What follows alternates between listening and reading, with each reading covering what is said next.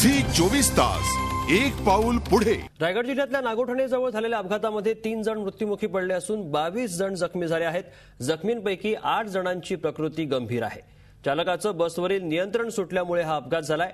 या अपघातामधल्या जखमींना जवळच्या रुग्णालयात दाखल करण्यात आलं असून त्या ठिकाणी त्यांच्यावर उपचार सुरू आहेत। अधिक माहिती घेऊया, भारत गोरेगावकर आमचे प्रतिनिधी आपल्यासोबत आहेत। भारत, कसा घडला हा अपघात? 3 जणांचा मृत्यू झाल्याचं समजतंय। पंकज, या ठिकाणी MH07N9797 या क्रमांकाची वोल्वो बस रात्री गोवावरून मुंबईकडे जायला निघाली होती।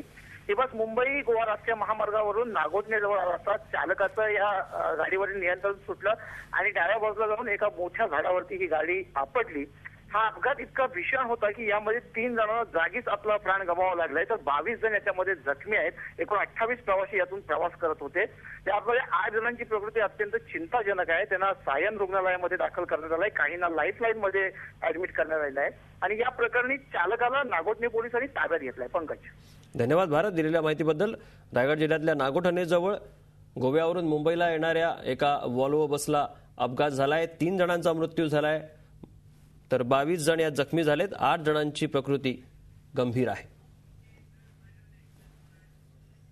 झी 24 तास एक पाऊल पुढे।